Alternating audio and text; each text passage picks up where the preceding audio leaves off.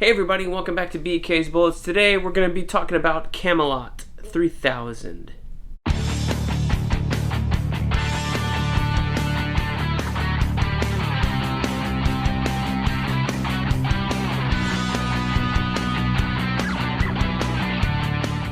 Hey everybody, welcome back to BK's Bullets. As always, I'm your host, Brent, and today we're going to be doing a review of Camelot 3000. So, this is a series from 1983, I believe, 84, early 80s from DC Comics. It's written by Mike W. Barr and art by the legendary Brian Bolland. He's legendary. I guess this put him on the map, although he had been, it says inside, he had been doing some 2000 AD stuff beforehand.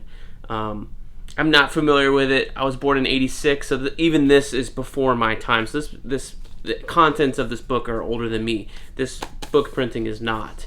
This is the first time I've read this. This is the deluxe edition. Here's the cover, here's the back. I'm not going to do an overview just because it's kind of, it might be out of print, honestly. But here's the dust jacket, and it has this nice kind of gold foil inlay of Excalibur coming out of the water. It's pretty cool. And there's the spine there in the back. So this book is a little interesting because it's this like future tale of King Arthur in, I guess, what might be the year 3000, hence the name Camelot 3000. And like Assassin's Creed Valhalla that came out last year, you kind of have to know a whole lot of backstory to really understand what is going on in this book. I was talking with our buddy Jim, who does the DC Animated Classics reviews. That's got a new episode coming out again later this week. And I was telling him about Assassin's Creed Valhalla, and I was saying, I enjoyed it, but I really didn't think that they gave newbies a good introduction to the lore of the Norse mythology that's present in that game. You need to know who all the gods are. You need to know what Yggdrasil is. You need to know about the Ragnarok prophecy with Odin, Fenrir, and Tyr. You need to know about Loki. All this sort of stuff you need to know to play that game because they don't clue you into any of that, and they build off that knowledge for the story of that game. It's the same thing with Camelot 3000. If you're not familiar with Arthurian lore and what good nerd isn't, you're not really going to understand what's going on in this book. I mean, yeah, I guess you might be okay because it's, hey, King Arthur and 6 knights are risen from the dead in the year 3000 and reborn and go from there. Okay.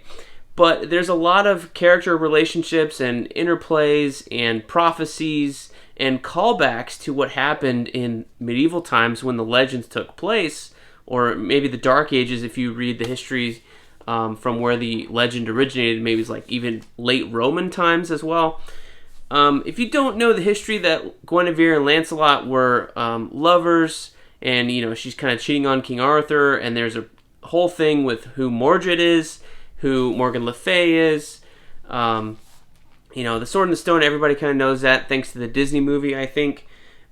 Galahad, Percival, the Grail Quest, all that stuff is inlaid into the bones of this book. And if you don't have even like a passing knowledge of it, I don't know that you're really going to get that much enjoyment out of it. So I think that is a little bit of like a detriment to it, is because there's no building of the characters. I mean, everybody is kind of just a character sketch, and I think that goes against the book a little bit because there's so much stuff happening in this book. This is like an early 80s book. They're packing as much story as they can within this is 12 issues here. They're packing so much in that it never stops to take a breath and really look at who these characters were, 3,000 years ago, 2,000 years ago, and who these characters are now in the year 3000, and how that affects them. I think the biggest character story that is in here is Sir Tristan. That's this character over here. Of course, like all of King Arthur's knights, he was a male back in the medieval times in the legends, and then he gets reborn here as a woman.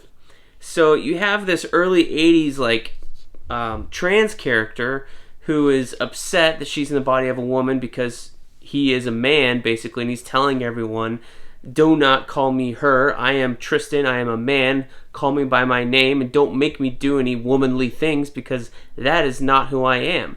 And today, I don't know how it hit back then, but today, reading this, I was like, oh, I kind of get it now.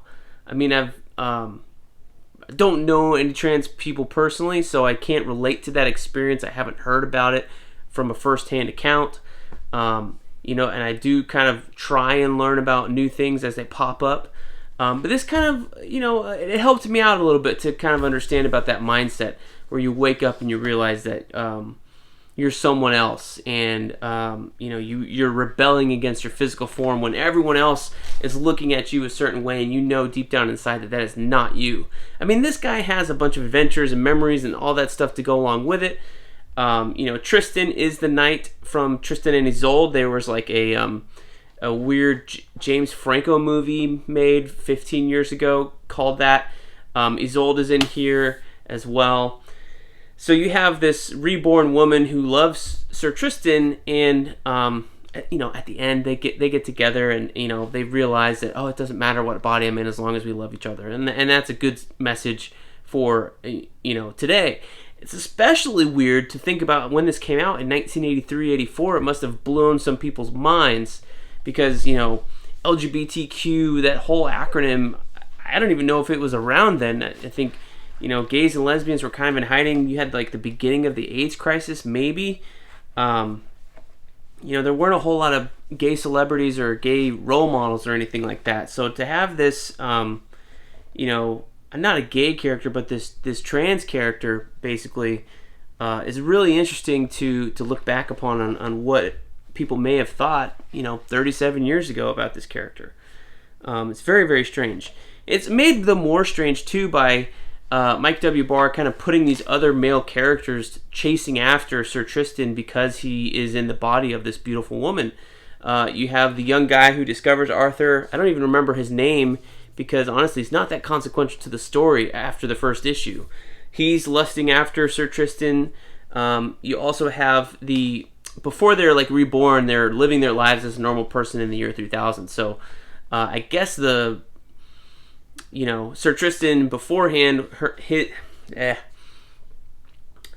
was going by a womanly name and was on the altar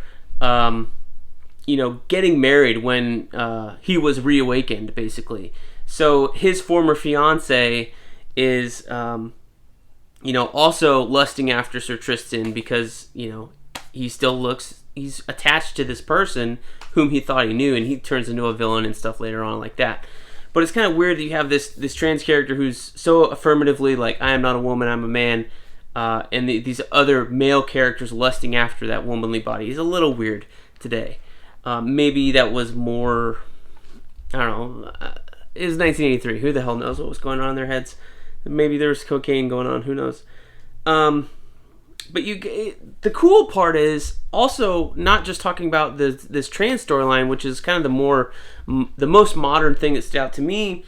Is this, was ahead of its time for that. Is look at the cast of knights here. You have a full, multicultural, diverse cast of knights here. Sure, you have a lot of white people over here, but you have the trans character. You have like this monster guy up here who is Sir Percival. He's kind of transformed early on in the story. But you also have a black knight over here. This is Sir Gawain. And then his son, not Sir Kay.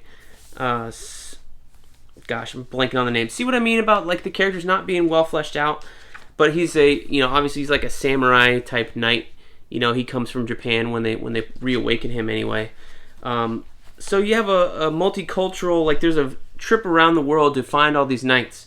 And you have a diverse cast in 1983. It's kind of, it really is ahead of its time.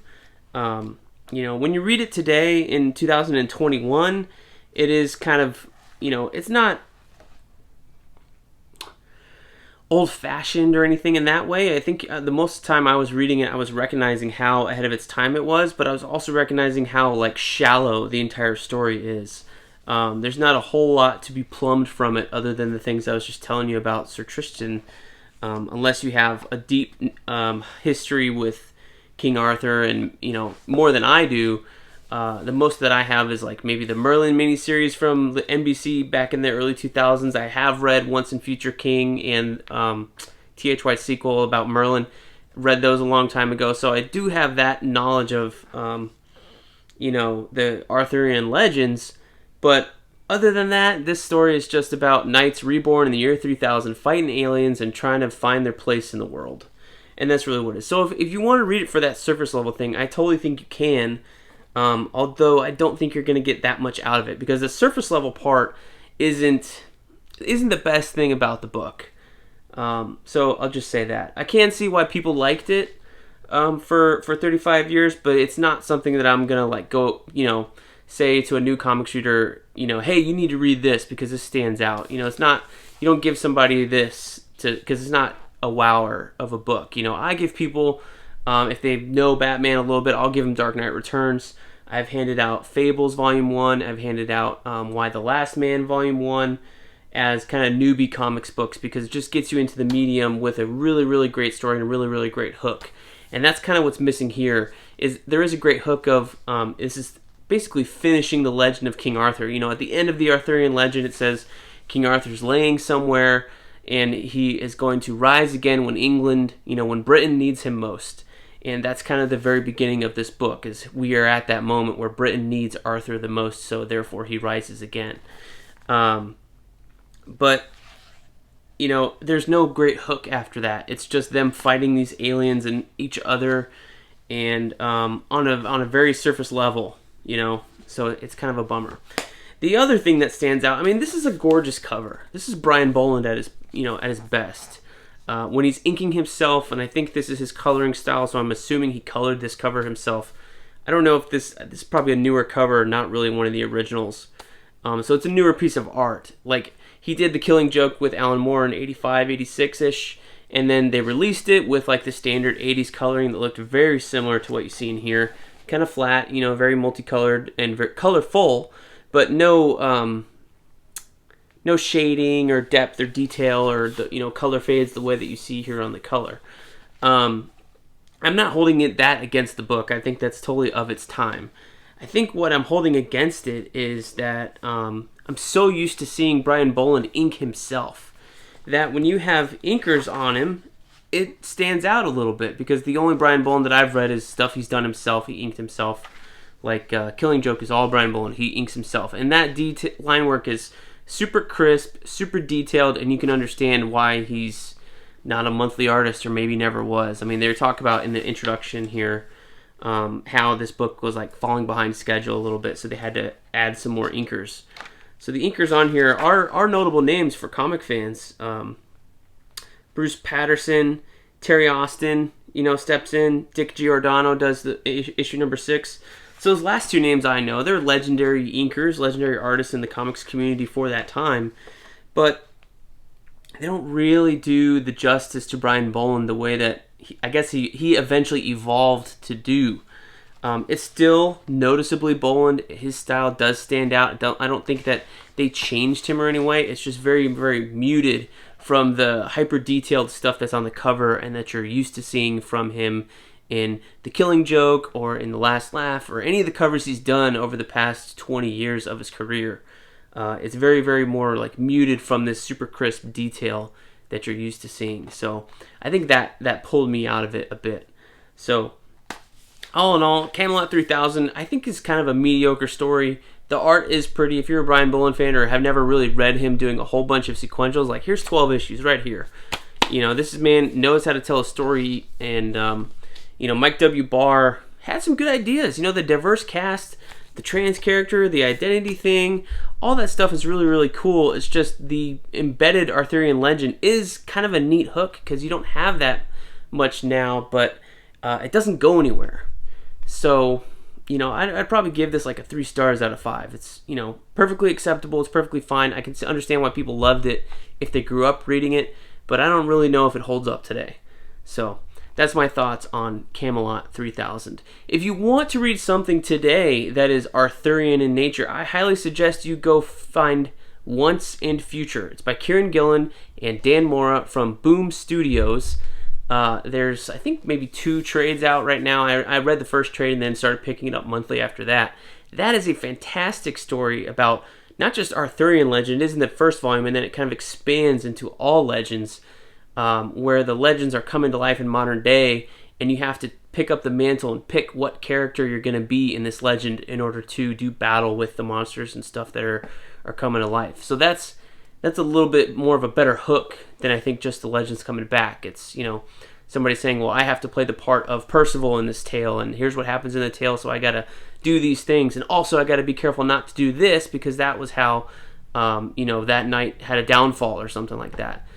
So Once in Future, I definitely recommend if you're interested in a great Arthurian tale, in my opinion. This one, just okay. But I think it's worth checking out if you're a big Brian Bolland fan and haven't read this yet. I think it's definitely worth checking out for that.